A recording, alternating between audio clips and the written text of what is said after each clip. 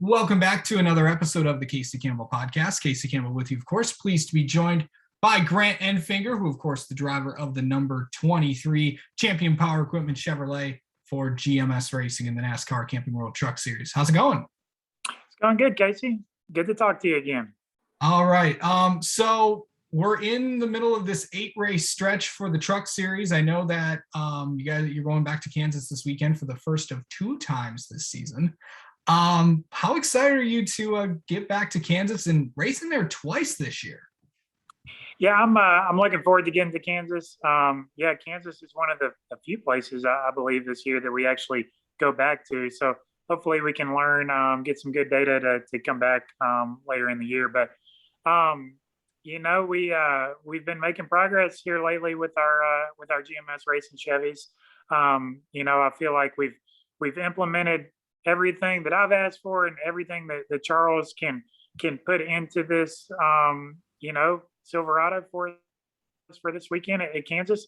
Darlington was kind of the start of that. I feel like, and I feel confident in the direction we're headed is our 23 team, but also our whole organization at GMS Racing. There's been so many people putting a lot of effort in because we didn't get the year started out right. We dug ourselves a hole. We had some issues, had some crashes, and then the biggest issue was we just didn't have the speed. So I feel like the last few weeks we've been building on that speed. Like I said, feel like I'm confident in the direction we're headed, and we'll see. Hopefully we got race winning speed with us at Kansas. But if we don't, I know we're going to have all the energy and effort in the world to get us the best result we can. And to keep building on it. Yeah, of course you talk about it. Not the best start to the season for GMS or any of the other GMS affiliated trucks. But overall, it seems like you guys as a group have been really progressing, especially with the 23 team this season. You guys have been really progressing as the season has gone along. Yeah, for sure. And, the year started out, we had some incidences and all, but we lacked speed and we were a little sloppy. So the last few races, we really challenged everybody on our team to kind of give us all you got. And I feel like we've cleaned up a lot of that. We had a great day on pit road at Darlington. We had good speed. We unloaded. I think we were P2 in practice off the truck. We qualified third, and we just raced around there all night and finished third. So that was just a good, solid night for us. And really the couple races before that, they were just good, clean nights. We didn't have all the speed we wanted at Bristol Dirt, but we were able to make the most out of the situation we were in. Martinsville, we had a good, clean race. We opted for stage points because we had dug such a hole earlier, which kind of hurt our results, but we had pretty good speed at Martinsville as well. So yeah, definitely very, very happy with the direction we're headed. And hopefully before too long we'll be challenging for wins. Yeah. So going into this, is it good being back full time again and just focus? Yeah, you were in 2 different trucks and now you're just in one. Is it good being back to adjusting back to that full-time role again, knowing that you're going to be with one team all season compared to last year? Yeah, definitely. And racing for a championship is what every driver wants to do. So yeah, definitely blessed to be here at GMS Racing and to have the opportunity that I have. This is more effort is being put into this truck than I've ever had. So can't say thank you enough to Champion Power Equipment, Chevrolet, and everybody at GMS Racing. So Maury Gallagher and Mike Beam and everybody that's put their confidence in me. And like I said, there is a ton of effort going into this truck. And I feel like that's a lot of the reasons why we have been able to kind of show so much signs of progress here the last few weeks. So I definitely feel like we're going to get to where we want to be. Just don't know how long it's going to take us to get there. I'm hoping it's going to be this weekend in Kansas. So, but we'll see. If it's not, we're gonna keep working at it. You're working with another new crew chief this year, with Charles Danke. I know you've been so used to, you were with Jeff Hensley for the longest period of time, and then you had a bit in transitioning with 2 crew chiefs last year. What's it like working with Charles? Yeah, definitely. So I've known Charles for 6 or 7 years now, but yeah, this is the first time I've worked with him. It's the first time I've worked, with a engineering based crew chief as well. So Charles is probably one of the smartest people I've ever been around. There's some stuff I feel like we complement each other some, and then there's other instances where he second guesses things and I second guess things too. So, but there's definitely a lot of ways where we can feed off each other. He's actually got a lot of racing experience. He's only got a three or so years of truck racing crew chief experience, but he's got a lot of racing experience in general. Feel like we've worked really good together. I feel like we've meshed good together from the beginning, but I still think it took us a few races to kind of really learn each other's lingo and to learn when I say it's a too tight, that's actually a pretty big adjustment I need as opposed to some people talk differently and stuff like that. And same thing with Mike Herman, my spotter, who's Yep. an incredible spotter who I've known forever. But this is our first time really working with each other week in and week out, and just little different nuances and learning each other, learning the whole team. But we definitely have a lot of talented individuals with us, and I feel like the sky's the limit for this team. And I feel like we've shown that progress the last few weeks, and I feel like that trend's going to continue. I've asked a lot of truck series drivers this season about what the stretch that you guys are in right now, which is the 8 straight races, which is, for most racers, it's like, yeah, we just go race all the time every single week. But for the truck series, I don't think I can't remember a time where you guys went 8 straight weeks in a row. For drivers, it's, yeah, we're used to it. But for the crews, it can be daunting at times trying to get trucks prepared and all that. What do you think about how are you preparing? How have you prepared for this stretch this season? Yeah, it's tough for the teams, the drivers. We love it. We want to race each and every week, but it is taxing on the crew. And man, the road crew in any series of NASCAR is kind of the least appreciated and most overworked. And so it's tough.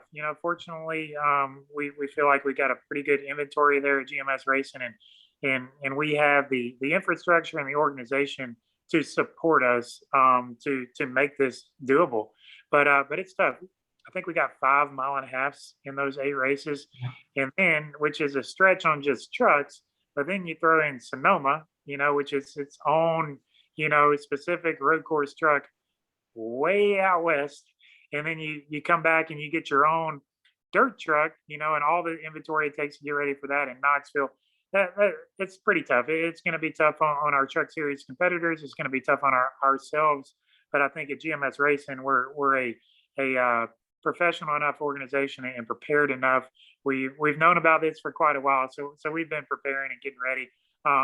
So I'm looking forward to it. I feel like it's a good stretch of racing for GMS Racing historically for results. And I feel like we're structured to where we can take advantage of this situation. And really, I feel like we've been digging out of the hole that we started at the beginning of the year. I think I looked up in like the third race of the year, we were like 29th or 30th in points. We were way back there. And we've been able to somewhat dig out of that. And I feel like by the time we get through this 8 race stretch, we're going to look back and say, hey, these were pretty good for us. Yeah, after the 8 race stretch, there would only be 2 races left in the regular season because after that week off, you go to Mid Ohio, and then Pocono is the Truck Series, the cutoff race before the Yeah. playoffs begin. So it's definitely going to be an interesting stretch for all these teams. But really, kind of going into this weekend at Kansas, overall, you guys have, as I've said before earlier, you guys have really kind of stepped up. But how have you kind of helped? I know you've had some good runs in the last few weeks. I know that Jack has not had the best runs that he has wanted. How have you helped him get through the tough times and all this? Yeah, we've talked quite a bit before the races and stuff, and we talked a little bit after Darlington. And I mean, any race car driver, you get in a funk, and sometimes it spirals out of control.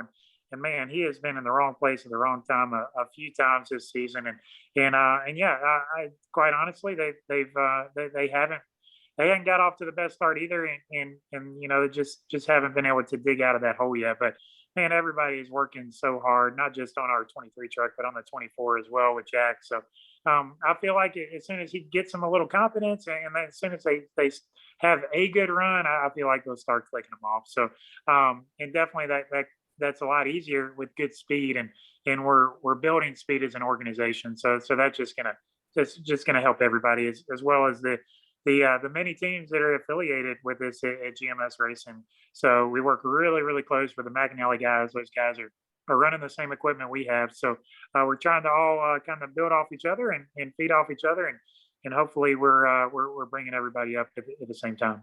Of course, the Rackley Ward team with Matt DiBenedetto, and also the CR7 team, the team you ran with last year, which is currently ran by Blaine Perkins, of course, also in the GMS family of trucks. But going into Kansas this weekend, what's the biggest key to get around there, and what do you got to do to get it done?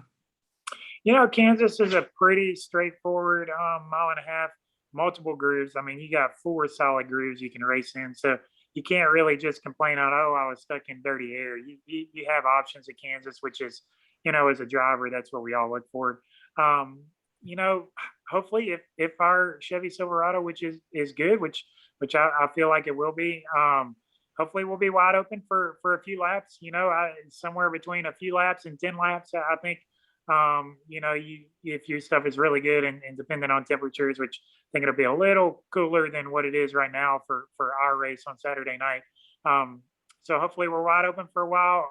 I think you start out those runs on the bottom, and then as the tires wear out, you kind of move up the track progressively to the top there by the end of a tire run.